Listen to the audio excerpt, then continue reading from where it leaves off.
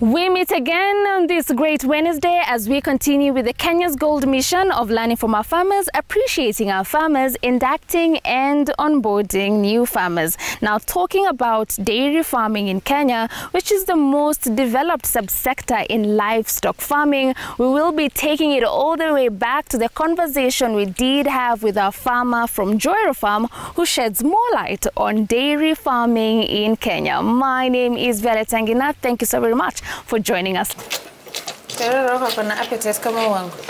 Huyu bado naona ni mdogo. 2 months. Huyu bado mdogo kabisa. Sasa anang'ang'ana lakini anajaribu. We're done. Imeisha. Uamini? Ndio hiyo. Till the last drop. Yes, lakini wangu bado. Ladies and gentlemen, thank you so much for joining us for this another exciting feature. We are in Utawala, Joiro Farm, and we will be talking about all matters dairy farming. Bila shaka. Lakini mimi naona ni kama huwa tu appreciate ng'ombe enough. Inatupatia vitu ngapi? Hebu sema. Kuna nyama, ngozi, na vile vile maziwa. Umemaliza? Yangu hiyo. Uko sure umemaliza? Kabisa. Sasa ile siku utamaliza kunikatia terero katika kwa wazazi wangu, kwani unakuja na nini? Basically just trying to let you know there's so much we get from cows, but today in particular we will be talking about dairy farming. Now also here's another important fact that you need to know. According to International Livestock Research Institute, cows in Kenya produce over 3.5 billion liters of milk a year.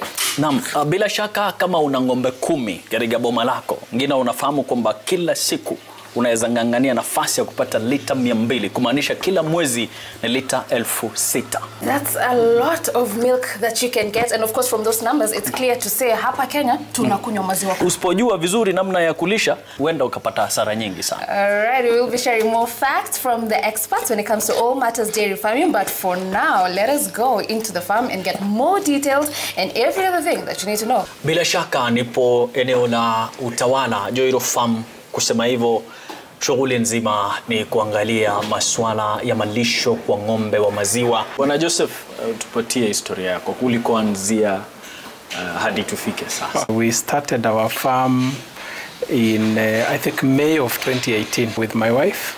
Her name is Joyce. Of course my name is Rono. So Joiro is a combination of the two names. We just started it out of the desire to have fresh milk just around us. I think I'm one of those people with very strong attachment to milk, of course, both for me and my children. We started by bringing the few stock of cows, around 5 of them. We were keeping them in Nakuru then, but of course, because of the challenges of market for milk, and I felt I had fairly good space here in Utawala, so we made that decision to bring the cows here. Of course, if you look at the condition which they are right now, of course this is a major change.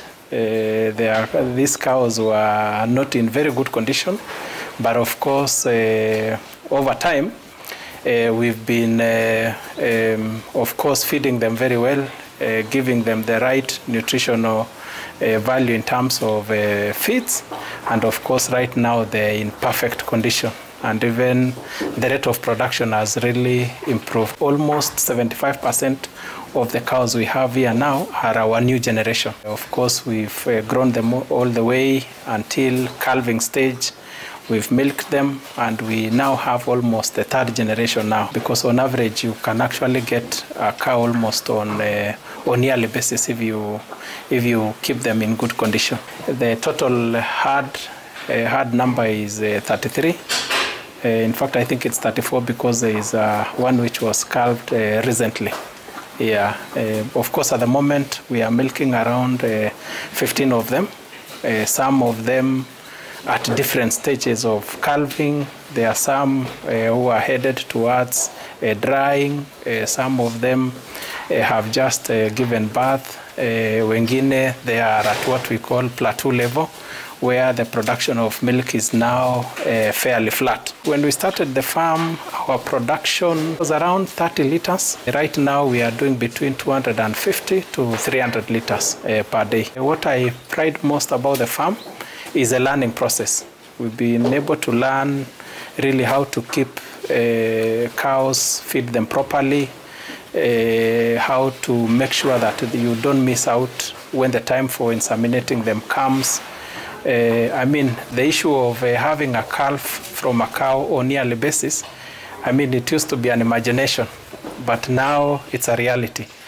And then the other very interesting thing which we've been able to achieve, which many people will tell you, the right time to serve a cow from birth is after 15 months.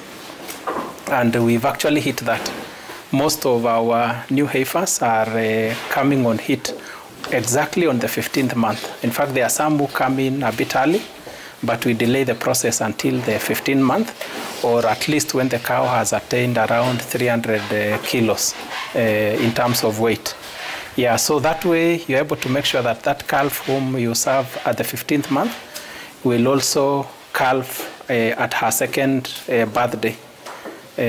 Which, of course, that means if you do that on an annual basis, it essentially means that you'll be able to at least make sure that you have a calf every year and you don't take too long feeding your cow before they come on hit again. We went through a lot of challenges as a farm. Initially, we lost a number of stock when we started, but of course, we didn't give up. We soldiered on with the journey to an extent that we have very minimal problems right now. In fact, there are some, like any tick-borne disease that no longer exists in our farm here. The last time we sprayed these cows, I'll tell you, is almost 2 years ago. Most of the time ticks comes through hay, but what we've done with our hay is that we crush them in our other farm in Nakuru. And when you crush it using a machine which moves at a very high speed, so ticks will rarely survive that mechanical process. Diseases like ECF, that one doesn't exist because that is normally a big challenge to most farmers.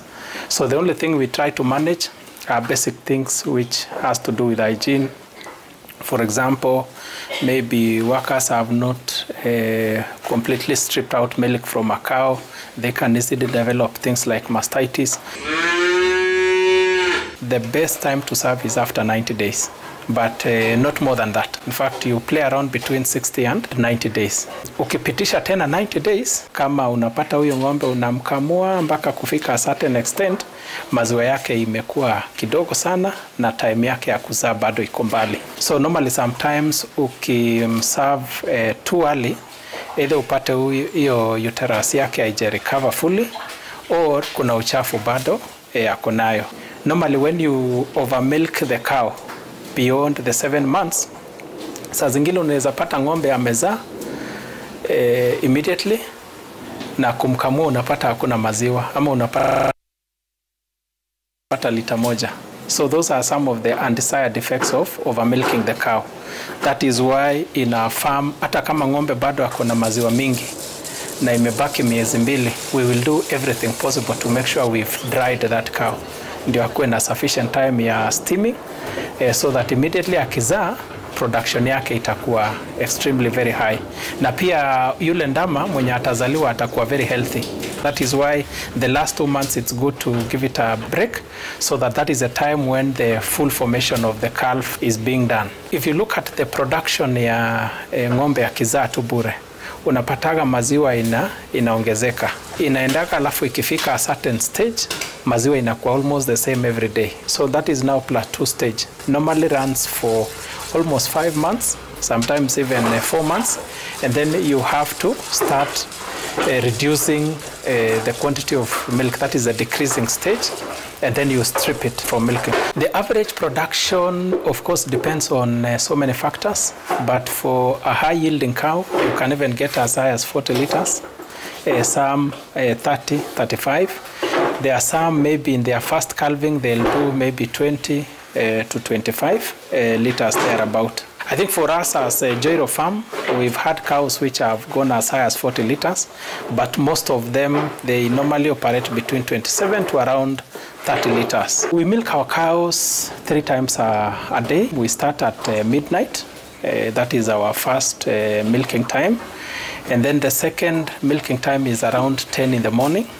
And then the third one is at 5. For a cow which maybe produces, let's say, 40 liters, utapata the first milking anaweza kupatia as high as 14 liters, sometimes even 15. Then maybe you go down to 13 liters and then finally 12 liters. What a fantastic feature that was on dairy farming in Kenya. Clearly, amazing farmers are doing such amazing things. And as you can see, there's more cows in my background and they look very, very healthy.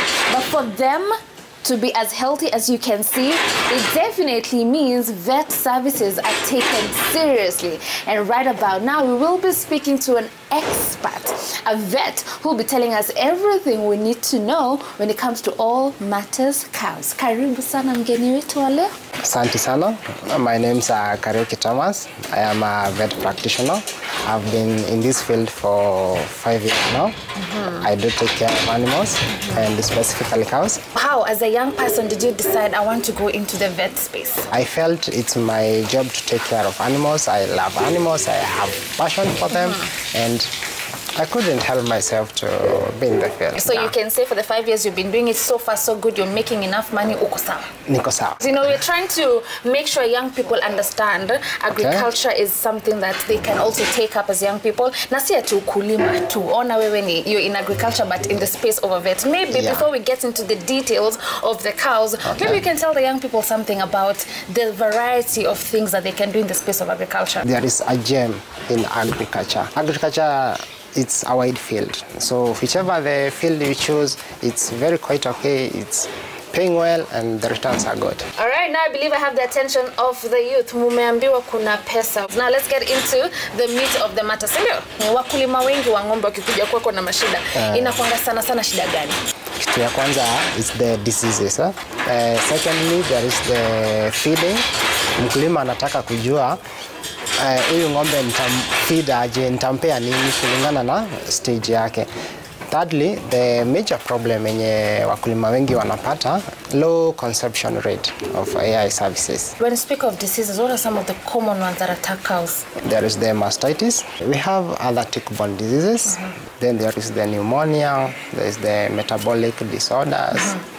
Yeah, so there are quite a number. What are some of the things that farmers can do to make sure we reduce the chances of, you know, getting some of the diseases that affect the cows? The very first thing that farmers should do is hygiene. Secondly is the farm practices. The cows should be kept happy. All right. Yeah, because there are diseases that come due to poor housing. But cleanliness is very key. Very key, very crucial. Cleanliness is next to godliness. Yeah. Should you wait until you start seeing unusual, abnormal signs in your cow, or is it advisable that you have checkups even when things look to be quite okay, just to keep yourself safe?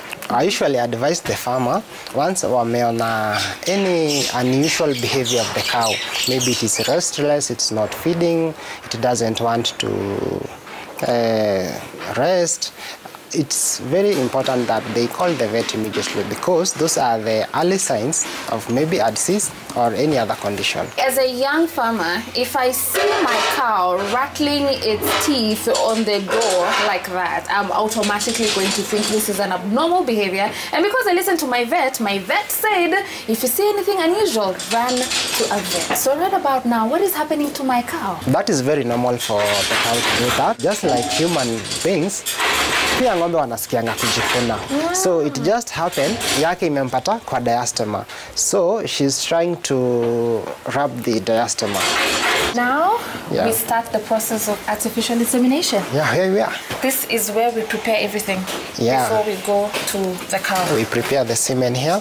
All right, the bull semen. The bull semen. Which will be taken to the cow. Yeah. All right, any precautions we need to take before we start? No, there's no specific precaution. Okay. We are good. All right, let's go. So let's do it. So what is this? Let's start here. This is a liquid nitrogen container. It's what we use to store the bull semen. All right. Yeah. So even for the farmers who want to get training so that they're able to do this by themselves, this is one of the things they need to buy. Yeah, they will have to buy. All right. Got it. Okay.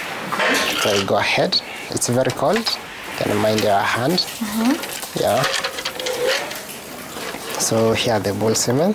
This is where they're kept? Yeah, this is where they are stored. All right. Yeah. It has to be in a cold space? Yeah, very cold. Because of? so that they can be able to, so that they cannot die. They are living things. Then we are going to put it in relatively warm water. So this is warm water? Yeah, that's 6 degrees Celsius.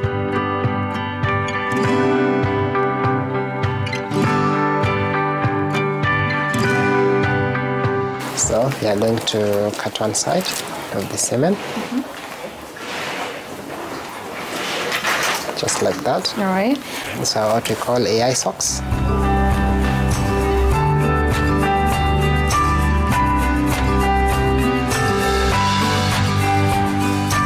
So now we are good. Any soap? Are there soaps that they would say they are harsh? Yeah. The soap should not be irritative. That's we specifically we use this one. So it has to be a mild soap? Yeah, the bar soap. Okay. Yeah. Alrighty. Okay, here you go.